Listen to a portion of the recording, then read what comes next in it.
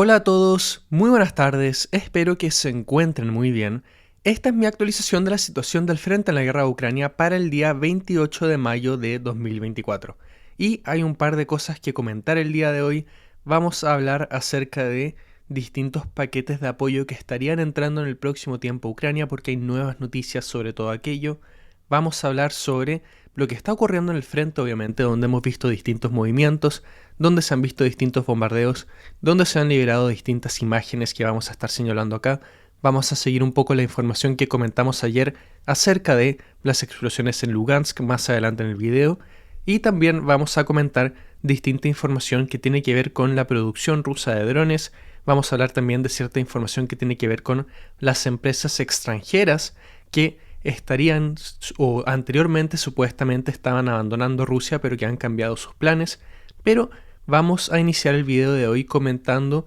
cierta entrevista que dio en las últimas horas Rustem Umerov, el ministro de Defensa de Ucrania, al medio Reuters. Antes de empezar, sí me gustaría recordarles que la mejor manera de apoyar el canal es a través de la suscripción, así que si es que buscan alguna manera de apoyarme más allá de la visita, bueno, darle clic a ese botón sería la mejor manera de hacerlo. Pero no perdamos más tiempo y comentemos directamente esta entrevista que dio Rustem Umerov, porque en ella se dan un par de cifras que son bastante interesantes. Y esta entrevista que da Rustem Umerov a Reuters tiene que ver con el apoyo occidental, tiene que ver con la entrega de aviones F-16 que se ha ido gestando en el último tiempo y que cada vez está más cerca Ucrania de recibir las primeras unidades de aviones F-16, pero en medio de todo esto también comenta que Ucrania necesita recibir estas promesas de equipo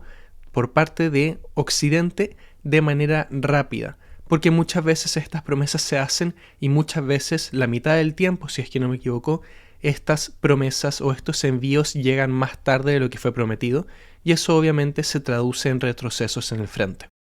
¿Qué es lo que comenta Umerov? Que en el último tiempo se han hecho cada vez más importantes estos envíos porque Rusia está preparando un nuevo empuje. Y eso lo hemos ido comentando en el último tiempo. Lo que hemos visto a lo largo de esta guerra es que normalmente la época de junio-julio suele ser una época donde se lanza un empuje importante. Lo vimos por parte de Rusia en el 2022 cuando empujaron hacia Severodonetsk y Lysychansk, y lo vimos por parte de Ucrania en el 2023 cuando ellos lanzaron su ofensiva en la zona sur. Y todavía queda al aire si es que va a haber una ofensiva o no durante este verano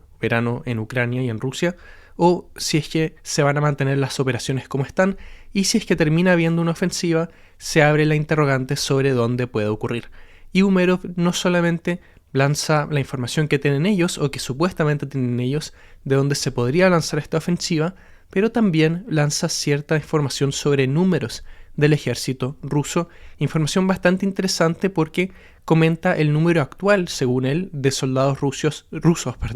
en Ucrania y el número que espera que se vaya reclutando en el próximo tiempo. En primer lugar, Umerov comenta que Rusia mantiene 500.000 soldados dentro y en las fronteras de Ucrania, un número que en mi opinión parece ser un poco bajo, un poco por lo bajo, quizás sean unos 100.000, 200.000 soldados más por lo que comentan mismas fuentes rusas, pero esa es la cifra que entrega él. La cifra más llamativa es que espera que las tropas rusas aumenten su número dentro y en los alrededores de Ucrania a 200 o 300.000 soldados más, lo cual es un número bastante interesante porque sería un crecimiento de un 40 o un 60% de las figuras que él ya entrega. La otra cosa bastante llamativa del artículo es que se comenta que según analistas se espera o la idea que se tiene es que en Ucrania, sumando fuerzas armadas y también distintas agencias de seguridad, agencias policiales, se espera que Ucrania tiene alrededor de 1 millón de personas que pueden combatir en el frente, por así decirlo. Estas cifras se vienen lanzando hace 1 año y medio, así que me imagino que este número se ha reducido bastante, obviamente a través del desgaste de la guerra y a través de la incapacidad que ha tenido Ucrania de ir movilizando una cantidad importante de personal, algo que debiese cambiar durante el próximo tiempo, obviamente, con esta nueva ley de movilizaciones.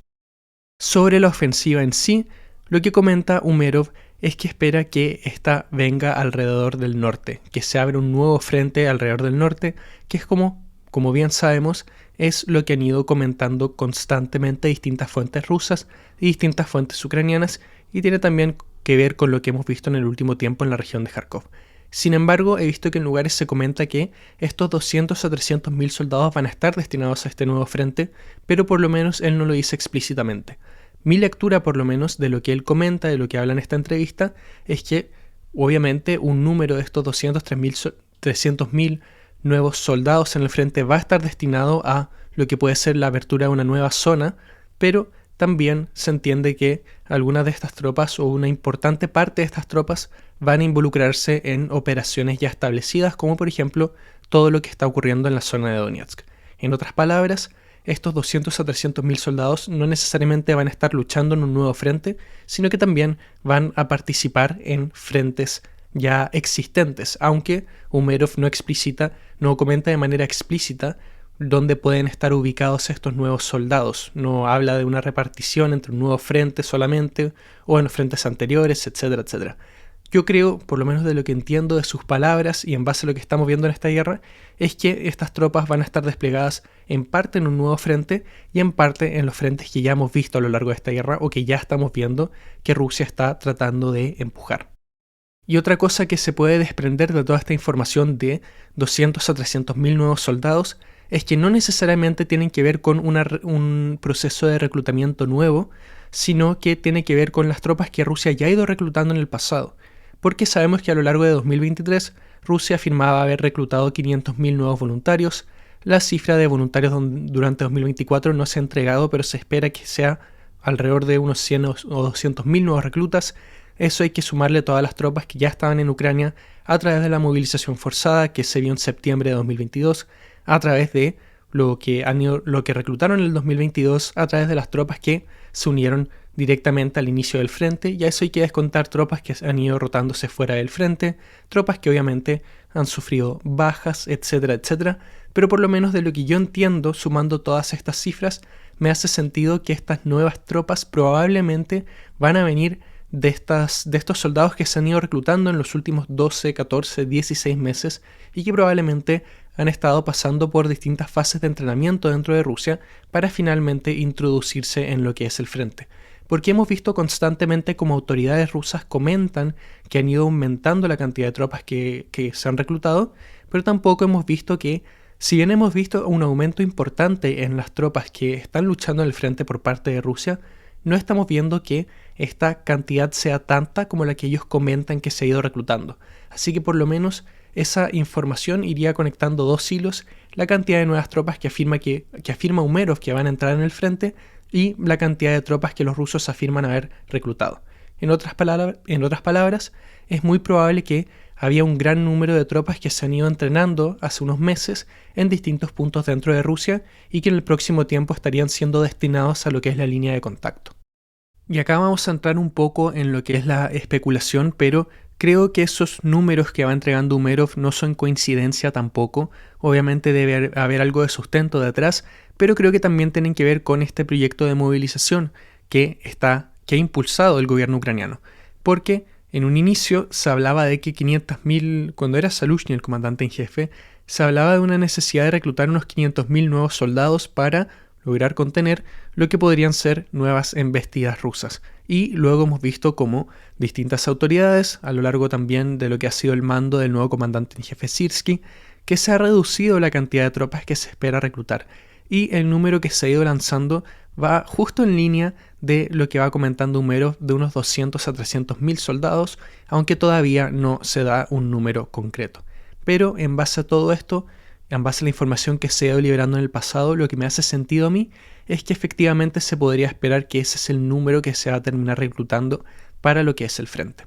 Y en ese mismo contexto, toda esta entrevista comentando la amenaza de una posible ofensiva rusa, nueva ofensiva rusa, y comentando la necesidad de que los envíos por parte de Occidente lleguen a tiempo, eso creo que todo está conectado, porque si vas a reclutar 200 a 300 mil soldados nuevos, donde en un país como Ucrania, donde se depende del apoyo occidental, bueno, hasta cierto punto se está haciendo un llamado hacia los países europeos y Estados Unidos para enviar armamento, para enviar equipo, para enviar dinero, para poder preparar efectivamente a estos 200 a 300 mil soldados, Porque una cosa es tener los números necesarios, otra cosa es ir equipándolos, es ir entrenándolos, y hemos visto cómo en el último tiempo, y como lo vamos a comentar también el día de hoy, Occidente ha estado aumentando sus esfuerzos para poder efectivamente ir supliendo al ejército ucraniano de las necesidades que tiene, tanto en artillería, con fuerza aérea, como con vehículos,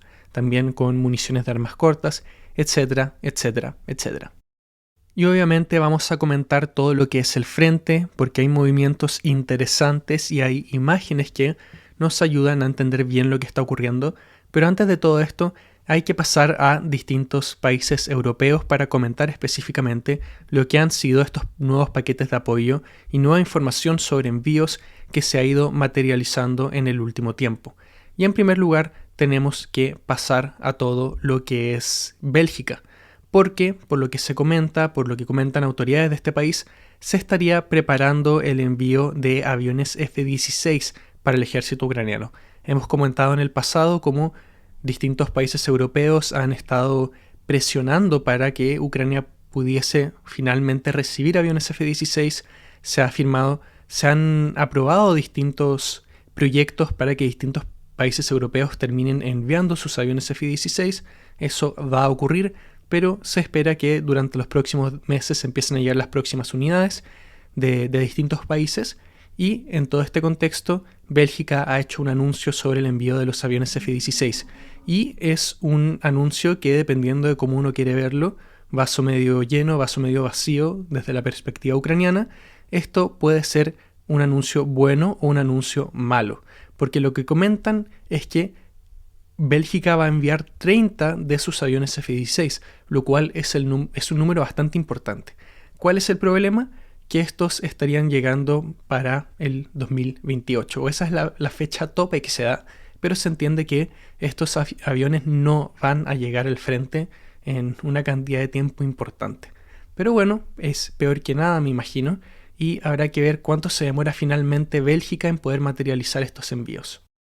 Vamos ahora a Portugal, porque en los últimos días hemos comentado cómo España va a entregar una cantidad de dinero bastante importante al ejército ucraniano, y Portugal no se quiso quedar atrás porque durante las últimas horas han firmado con Ucrania un acuerdo de seguridad donde se espera que durante este año Portugal entregue por lo menos 126 millones de euros en apoyo militar, lo cual no es lo mismo que ha entregado España, obviamente, pero sí es una cantidad relevante. Y ahora pasemos a todo lo que es la República Checa o Chequia, con este nuevo cambio de nombre, donde hay que hablar de esta iniciativa de este país para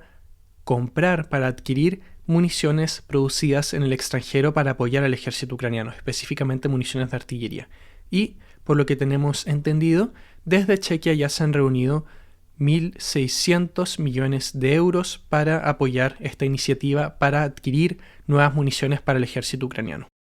Las municiones de esta nueva iniciativa se supone que debiesen llegar en el próximo mes o los próximos meses, y todo esto tiene que ver con algo que hemos comentado en los últimos días, que son los altos costos de adquirir municiones o de producir municiones en los países de la OTAN. Lo comentamos, si no me equivoco, hace 2 días. La OTAN o los países de la OTAN estaban produciendo alrededor menos de un tercio de las municiones de artillería que producía Rusia, y lo hacían a un valor total mayor, un valor de unidad de 4 veces la magnitud, y eso es realmente tremendo. Y lo que comenté yo en ese momento, y que creo que tiene que ver con esta iniciativa, es el hecho que todo este proyecto de adquirir municiones en otros países va justamente en eso, porque termina siendo más barato que terminar impulsando las propias industrias militares locales. Así que habrá que ver finalmente cuánto se termina reuniendo, cuánto se termina entregando, y quizá lo más importante es cuánto se demoran en materializarse estos envíos, porque una cosa es prometer y prometer, y otra cosa es que estos envíos lleguen a tiempo, como lo hemos comentado ya en los últimos videos.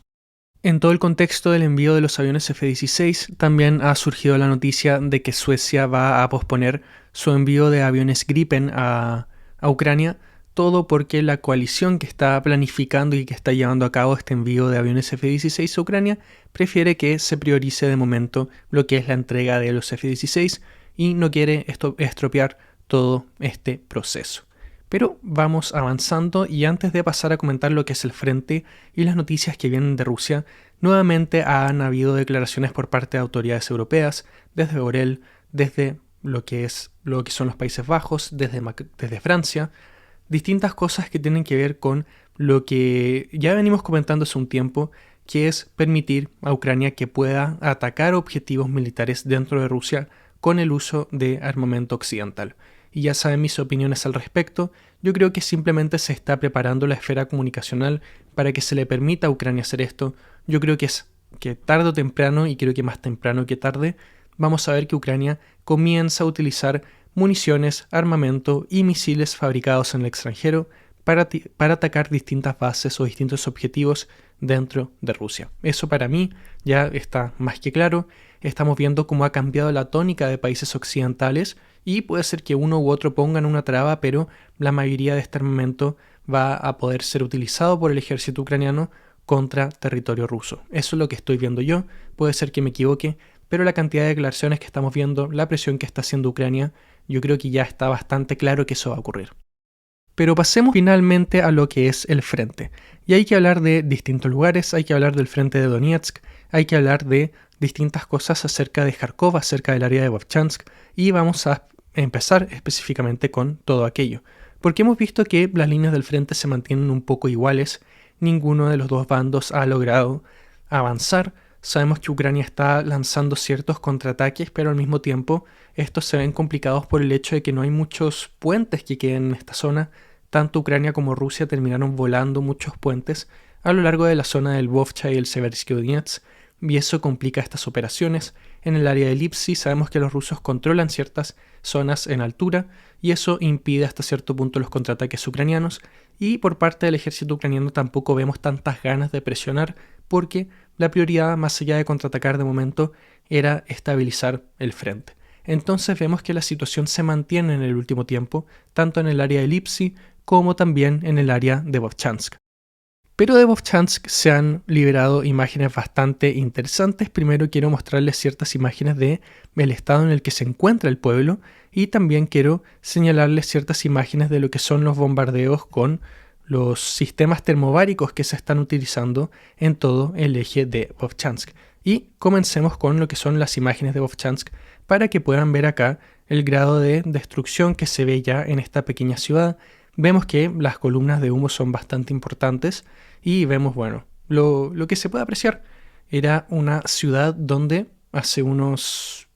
18 días no había nada, no habían combates, y ahora vemos que está siendo marcada por esta guerra como tantos otros lugares del frente de Donetsk. Lo otro que les quería mostrar acá eran ciertas imágenes del uso de municiones termobáricas en el área de Vovchansk, porque si bien su uso no es frecuente, estamos viendo que va aumentando más y más, y todo esto tiene que ver con tratar de destruir lo más posible o complicar lo más posible las fortificaciones ucranianas. Sabemos cuál es el efecto de las municiones termobáricas, se han ido liberando distintas imágenes de la operación de estas distintas unidades, y también hay información por parte del bando ruso de que ya no solo se están utilizando los sistemas termobáricos TOS-1A, sino que también se están utilizando los sistemas TOS-2A, los cuales serían más modernos, que se han visto en distintos lugares del frente, pero es bastante llamativo que se estén utilizando en un lugar como Vovchansk, atacando distintas posiciones ucranianas, tanto más que nada en la zona sur del río, pero también las pocas posiciones ucranianas que se encuentran todavía en la zona norte del río Vovcha, a lo largo de esta especie como de zona gris que hemos comentado en el pasado. Pero vamos avanzando y comentemos avances concretos, porque en el último tiempo los rusos han avanzado a lo largo de 2 puntos, y el menor de estos avances tiene que ver con la zona de Chasiviar, donde hemos visto distintos asaltos en el último tiempo, donde Rusia sigue tratando de tomar distintas posiciones. De vez en cuando estos avances logran capturar cierto territorio, y también de vez en cuando vemos cómo distintas columnas de vehículos terminan siendo atacadas o destruidas por el ejército ucraniano en todo este eje. Durante las últimas horas, los rusos han expandido un poco su zona de control en la zona al norte de Bogdanivka o hacia el noroeste de Bogdanivka, avanzando hacia Kalinina, Este pueblo que, como hemos comentado en distintas ocasiones, es fundamental para suplementar todo el ataque ruso hacia el norte de Chasiv-Yar. Entre tanto, vemos que se están llevando a cabo intensos combates en la zona de Chasiv-Yar, en lo que es el microdistrito, donde las fuerzas rusas están haciendo lo posible para finalmente desalojar a las fuerzas ucranianas de sus posiciones en esta zona, pero las fuerzas ucranianas mantienen de momento una defensa bastante importante y bastante efectiva. Donde hay información más concreta es sobre todo el eje de Netailove, donde, como lo comentamos en los últimos videos, los rusos finalmente lograron capturar este pueblo. Y durante las últimas horas, por información que muestran DivGen, por información que muestra Deep State UA y también información que muestra Zodiac Maps, se ve que los rusos han logrado avanzar aún más en la zona sur de Netailove, expandiendo un poco su zona de control al sur de este pueblo y probablemente enfocándose en presionar lo que es el pueblo de Nebelsky, que se encuentra más al sur, con tal de ir luego flanqueando o complicando todo lo que es la zona norte del pueblo de Krasnogorivka, donde también se están llevando batallas bastante importantes, como lo hemos comentado en el pasado. Pero también hay información tanto de fuentes rusas como de fuentes ucranianas que estarían iniciando los combates por el pueblo de Karlivka, que como podemos ver se encuentra hacia el oeste de Netailove, aunque de momento no se ha podido geolocalizar nada, no se han liberado imágenes acerca de estos ataques y no sabemos todavía cuál es la situación del frente. Hay ciertas fuentes que comentan que durante las próximas horas vamos a tener información de una entrada rusa y también hay otras fuentes que comentan que los ucranianos lograron rechazar todos estos ataques. Así que simplemente hay que esperar a ver qué información se va liberando en el próximo tiempo.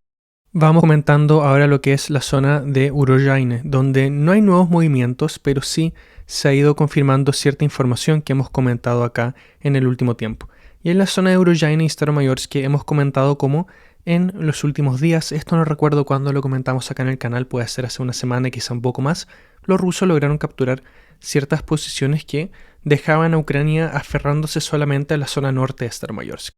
Y durante las últimas horas se liberaron ciertas imágenes de asaltos rusos en Staromayorsk, como los que podemos ver acá, donde están siendo o las fuerzas ucranianas intentan detener estos ataques. Estas imágenes todas fueron geolocalizadas por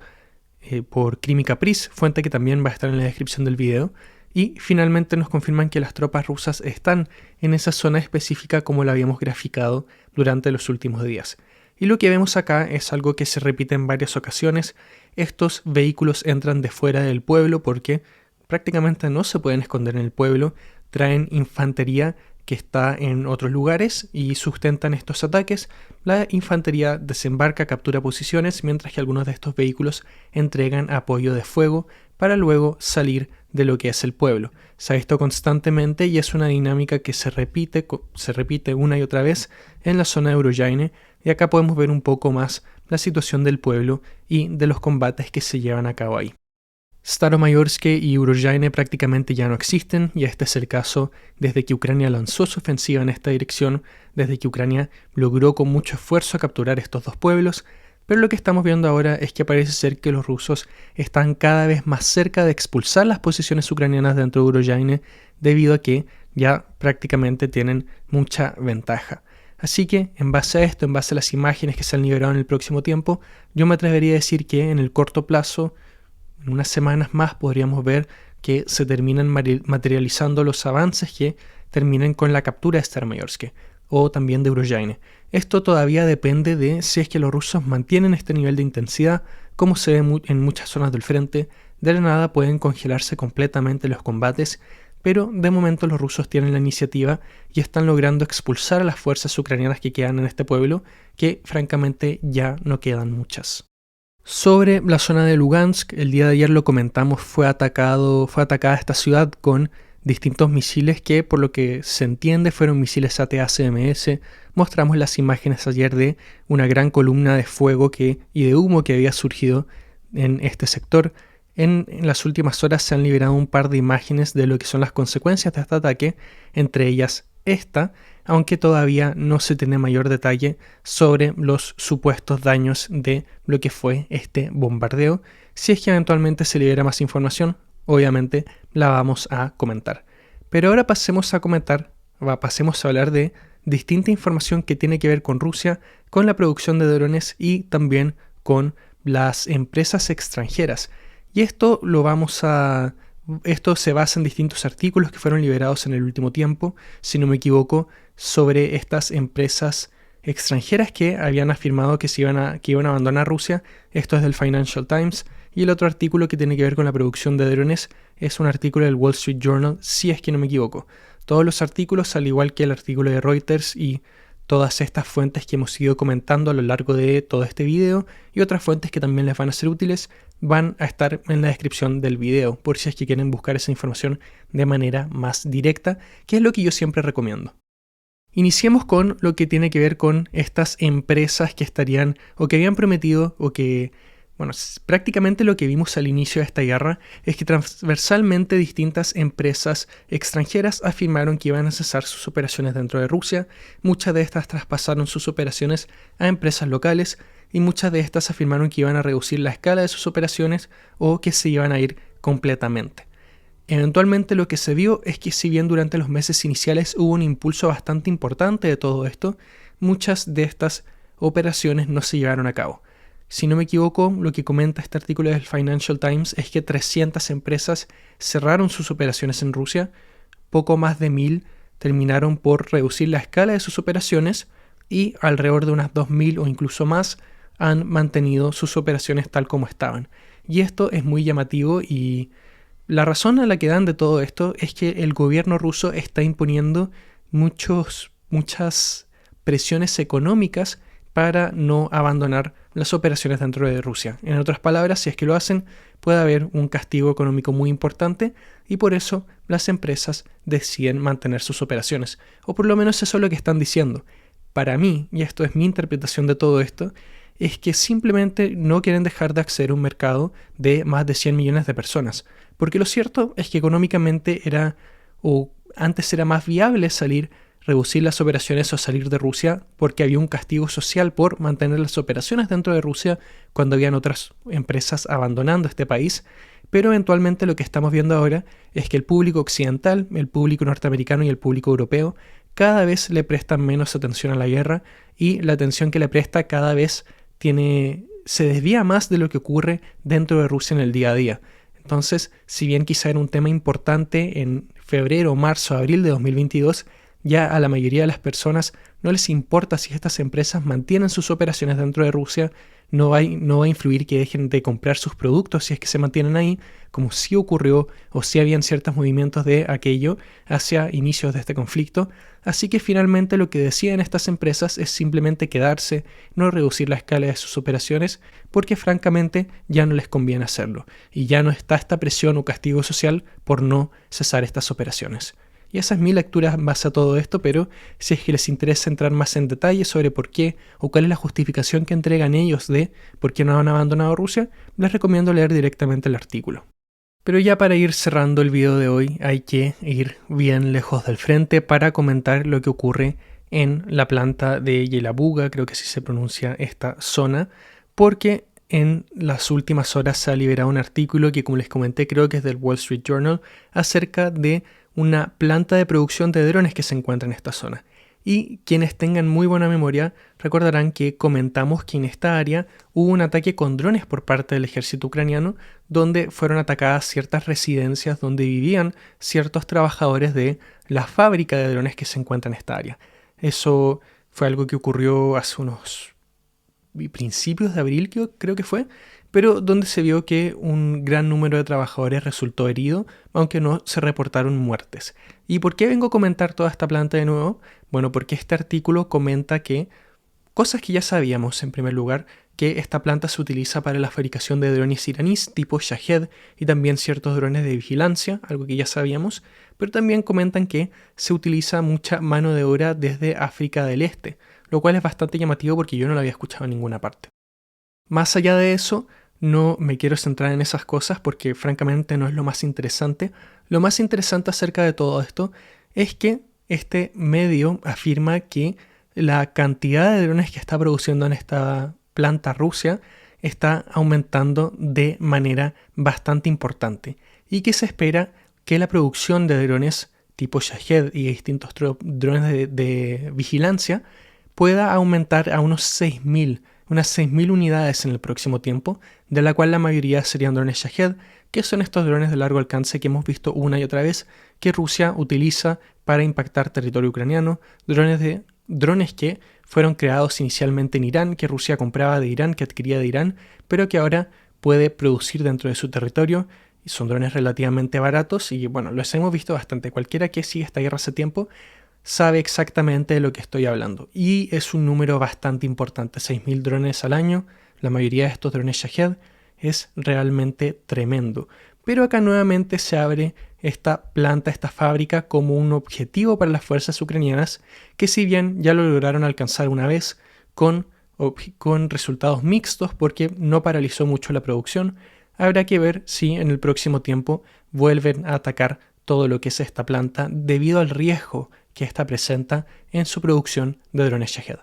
Pero bueno, eso ha sido mi video del día de hoy. Muchas gracias por ver. Espero que tengan una muy bonita tarde y que nos veamos el día de mañana. Adiós.